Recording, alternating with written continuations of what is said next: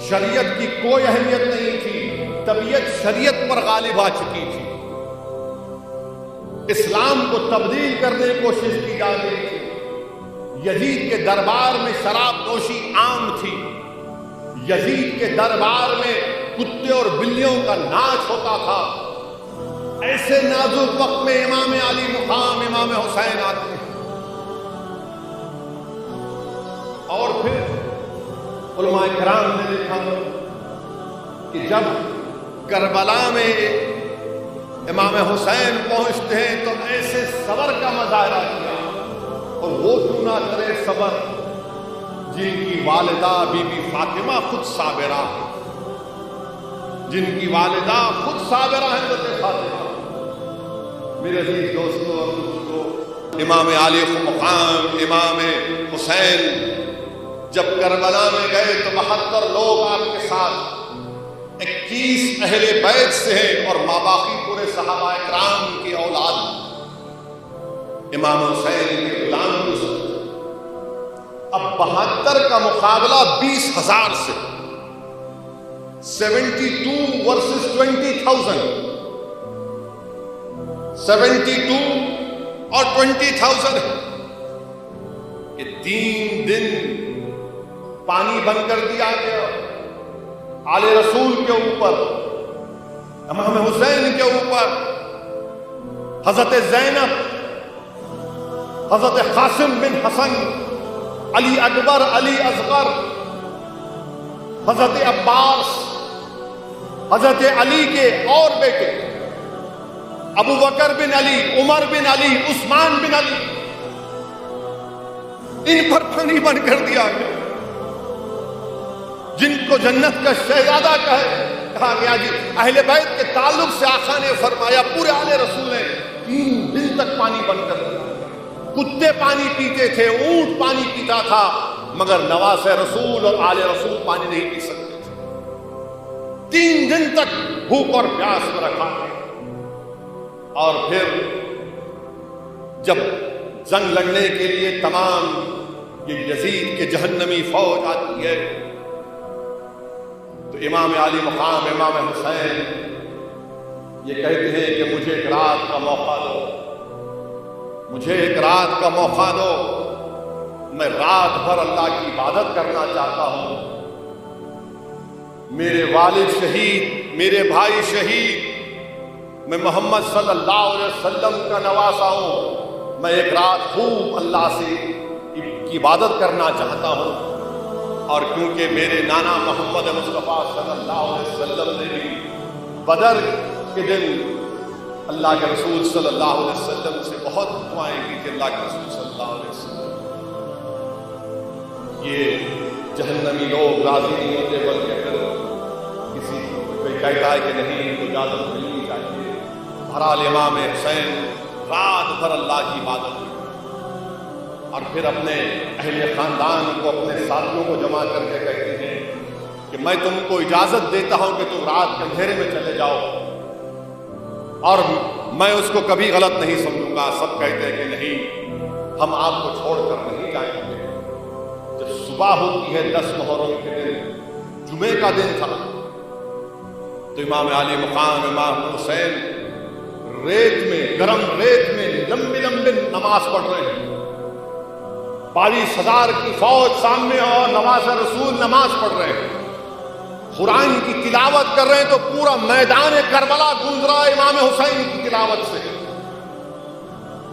اور پھر جب جنگ شروع ہونے سے پہلے امام حسین خطبہ دیتے ہیں، بتاتے ہیں ان ظالموں کو، ان جہنمیوں کے کہ میں کون ہوں، میں نواز رسول صلی اللہ علیہ وسلم ہوں، میں وہ ہوں جس کی زبان مبارک کو رحمت اللہ عالمین صلی اللہ علیہ وسلم نے اپنی زبان مبارک سے چوسا، میں وہ ہوں جس نے رسول اللہ صلی اللہ علیہ وسلم کی عنبری زلف کو تھاما، میں وہ ہوں جو رسول اللہ صلی اللہ علیہ وسلم نے خطبہ دے رہے تھے تو منبر رسول سے اتر کر آئے اور مجھے گود میں اٹھا لیا، میں وہ ہوں۔ امام حسین نے کہا کہ میں میرے نانا کے پیٹھ پر چڑھ گیا تو رسول اللہ صلی اللہ علیہ وسلم نے اپنے سجدے کو لمبا کر دیا۔ یہ سب بیان کرتے ہیں۔ اور پھر حیرت کی بات یہ کہ جنگ سے پہلے 10 محرم سے پہلے 3 وقت کی نماز ظہر عصر مغرب یہ تمام لوگ امام حسین کے پیچھے آ کے نماز نہیں پڑھتے. علی اکبر اذان دیتے, امام حسین اللہ اکبر کہتے اور بولتے آؤ نماز پڑھنا ہے تو پڑھ لو.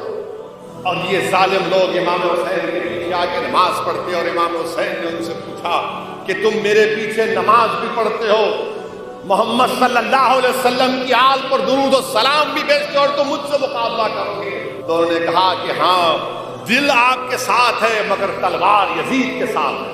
سوچو آپ, آج کے معاشرے میں بھی ایسے لوگ ہیں, آپ کے ساتھ ہے مگر حکومت کا ڈر ہے, آپ کے ساتھ ہے مگر حکومت کا ڈر ہے, کیا کرنا. یہ اس وقت بھی تھا. امام حسین 10 محرم کے دن جب جنگ شروع ہوئی تو امام حسین, جیسا کہ آپ نے بھی پاشا قادری صاحب اور زیر الدین صوفی صاحب سے سنا کہ امام حسن کے بیٹے قاسم بن حسن جب جانے لگے, امام حسین نے ان کو روک دیا, کہا آپ نہیں جا سکتے. تو امام حسن کے صاحبزادے قاسم بن حسن نے وہ تعویذ کہا کہ میرا ابا جان امام حسن رضی اللہ تعالیٰ عنہ نے تعویذ مجھے دی اور اس میں کہا اس میں کچھ لکھ کر رکھے تھے. تو امام حسن نے کہا کہ اپنے بیٹے کو وصیت کی کہ اگر حسین پر کچھ برا وقت آئے گا تو تم سب سے پہلے آگے رہو. امام علی مقام کی آنکھ میں آنسو آ جاتے ہیں. آپ کہتے ہیں کہ میں نے زندگی بھر اپنے بڑے بھائی حسن کے حکم کی تعمیل کی, ان کے بات کو مانا تم جاؤ. امام حسن کے بیٹے قاسم بن حسن یزیدی لشکر میں گھستے ہیں, ایک ایک کر کے کئی لوگوں کو واصل جہنم کرتے اور پلٹ کر آتے اور کہتے چچا جان اگر تھوڑا سا پانی ملے گا تو اور لوگوں کو میں واصل جہنم کر دوں گا, قتل کر دوں گا. 3 دن کے پیاسے کہاں پانی. پھر جاتے ہیں تو یہ جہنمی, یہ تمام جہنم کے کتے, یہ یزیدی لشکر کے لوگ کہتے ہیں کہ اس امام حسن کے بیٹے سے ایسا مقابلہ نہیں کر سکتے. گھیرے میں لے کر تیر پھینکتے ہیں اور قاسم بن حسن کی گردن میں تیر لگتا ہے. تو حضرت زینب پکار کر کہتی ہے کہ حسین دیکھو میرے بھائی کا بیٹا گر گیا, اٹھا کر لاؤ. پھر امام حسین جاتے ہیں تو بہن کہتی ہے زینب نہیں, آپ نہیں جائیں گے, میرے بیٹے جائیں گے, میرا بھائی نہیں جائے گا, میرے بیٹے اون اور محمد جائیں گے مقابلہ کرنے. وہ جاتے ہیں, وہ شہید ہو جاتے ہیں. امام حسین کے بڑے بیٹے حضرت علی اکبر 16 سال کے ہیں. جب وہ مدینے کی گلیوں میں چلتے تو خواتین اپنے گھر کی چھتوں پر کھڑے ہو کر کہتی دیکھو یہ شبیہ رسول ہے محمد صلی اللہ علیہ وسلم, اسی کی طرح ہے. وہ جب میدان میں جاتے ہیں دشمنوں کے ان جہنمی کتوں کی لشکر میں افراتفری مچا دیتے ہیں, کئیوں کو قتل کرتے ہیں اور اسی طرح بزدلوں کی طرح ان کو گھیر کر تیر مارتے ہیں. تو تیر ان کی گردن میں لگتا ہے. امام حسین جاتے ہیں, جا کر اپنے نوجوان بیٹے کو جب اٹھاتے ہیں اور اس کی تیر کو توڑتے ہیں تو خون کا فوارہ نکلتا ہے. اور امام حسین کی زبان سے کیا الفاظ نکلتے آپ کو معلوم ہے؟ امام حسین کی زبان سے تاریخی الفاظ نکلے, بلکہ امام طبری نے اس کو لکھا. امام حسین نے کہا کہ کاش اگر آج حضرت ابراہیم علیہ السلام ہوتے تو دیکھتے کہ وہ تو اپنی آنکھوں پر پٹی باندھ کر حضرت اسماعیل کو ذبح کرنا چاہ رہے تھے, میں نے کھلی ہاتھوں سے اپنے بیٹے کی شہادت کو دیکھا. یہ امام حسین ارشاد فرماتے. امام حسین کے 6 مہینے کے بیٹے علی اصغر کے گردن میں تیر لگتا ہے تو اس 6 مہینے کے بچے کو اللہ کی آسمان کی طرف اٹھا کر کہتے ہیں یا اللہ کیا تو راضی ہے یہ میں اپنے بیٹے کو تیری راہ میں پیش کرتا ہوں. اور پھر جب امام حسین جنگ میں جاتے ہیں تو اب محمد مصطفیٰ صلی اللہ علیہ وسلم کا امامہ باندھتے ہیں, حضرت علی کی تلوار کو اپنی ہاتھ میں لیتے ہیں اور اپنے بہن حضرت زینب سے کہتے ہیں کہ اب یہ تمہاری ذمہ داری ہے پوروں کی. امام زین العابدین بیمار ہیں اور ان سے کہتے ہیں کہ تم ٹھہرو گے ساتھ. اور امام علی مقام امام حسین ان یزیدی جہنمیوں کی لشکر میں گھستے ہیں, کوئی سامنے نہیں آتا، جو سامنے آتا اس کی گردن صاف۔ دوڑا گھوڑا پلٹا کر امام حسین اپنی بہن سے آ کر کہتے ہیں دیکھو زینب، دیکھو یہ بزدل بھاگ رہے ہیں، مقابلہ نہیں کر رہے۔ امام مقابلہ کرتے امام حسین، 20,000 کا لشکر، ہمت نہیں ہوتی، جو سامنے آتا اس کا قتل کرتے امام حسین۔ اور پھر جب امام حسین کو شہید کر دیا جاتا ہے، ایک لمبا تفصیلی واقعہ ہے۔ امام حسین کو جب شہید کرنے سے پہلے امام حسین کہتے ہیں کہ مجھے نماز پڑھنے دو، نماز کا وقت ہوا۔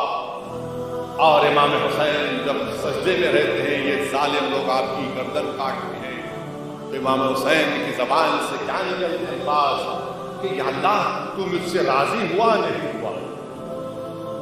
امام حسین کی زبان مبارک سے نکلتا ہے۔ میرے عزیز دوستوں اور بزرگوں، امام حسین کے جسم پر 34 تیر کے وار تھے، 34 تیر کے وار اور 33 تلوار کے وار تھے۔ امام حسین کی گردن مبارک کاٹنے کے بعد آپ کے جسد مبارک کو اونٹ کی ٹاپوں سے رون دیا جاتا ہے، اونٹ کی ٹاپوں سے رون دیا جاتا ہے۔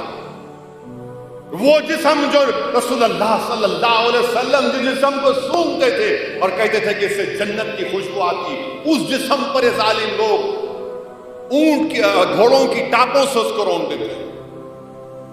میرے عزیز دوستوں اور بزرگوں، امام حسین کی شہادت کے بعد آپ کی سر مبارک کو نیزے پر رکھ دیا جاتا، نیزے پر رکھ دیا جاتا۔ وہ یزید پلید کے دربار میں امام حسین کے وہ چھڑی سے امام حسین کے چہرے مبارک سے بدتمیزی کرتا ہے، بے حرمتی کرتا ہے۔ ایک صحابی رسول نعمان تھے، بولے کیا کر رہا ہے؟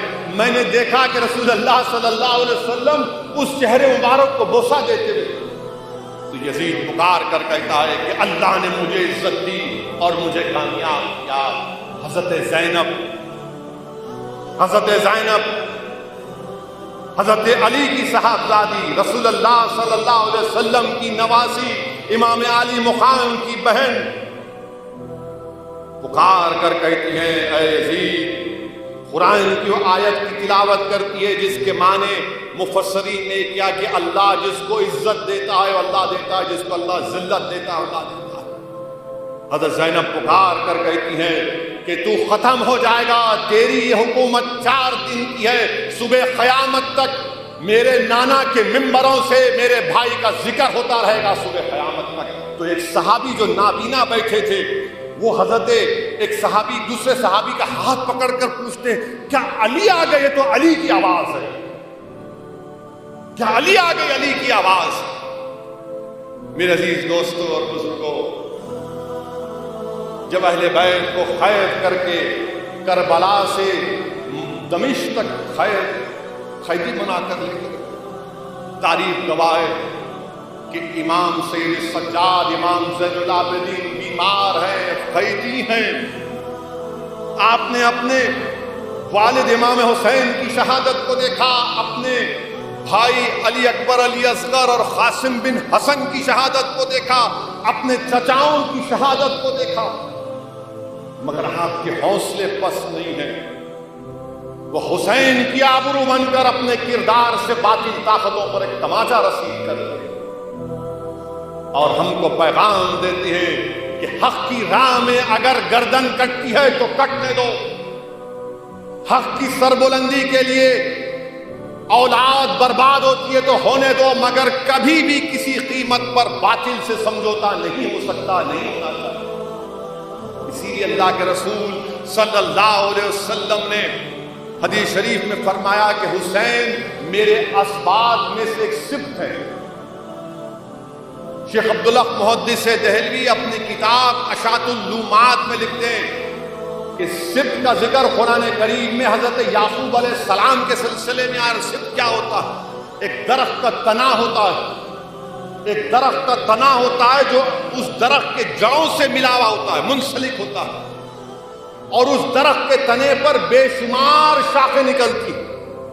تو امام حسین عقائد عالم صلی اللہ علیہ وسلم نے فرمایا کہ امام حسین میرے اسباط میں سے سبت ہیں، یعنی آپ وہ درخت کا تنا ہے جس کی جڑیں رسول اللہ صلی اللہ علیہ وسلم سے جڑی ہوئی، اور اس درخت کے تنے پر جو شاخیں ہیں وہ شاخیں کبھی حمیرہ شیخ ابوالحسن شاذلی کے پاس جاتی ہیں، تو کبھی بغداد میں پیران پیر کے پاس جاتی ہیں، تو کبھی اجمیر میں خواجہ معین الدین چشتی اجمیری کے پاس جاتی ہیں، تو کبھی سمرقند کو جاتی ہیں، اور یہی شاخیں صبح قیامت تک انشاءاللہ تعالی اسلام کو ثمرآور کرتی رہے۔ میرے عزیز دوستوں اور بزرگوں، جس جلسے میں آپ اور ہم شرکت کر رہے ہیں اور سن رہے ہیں، امام حسین کی روح آج بھی انسانیت کو پکار کر کہہ رہی ہے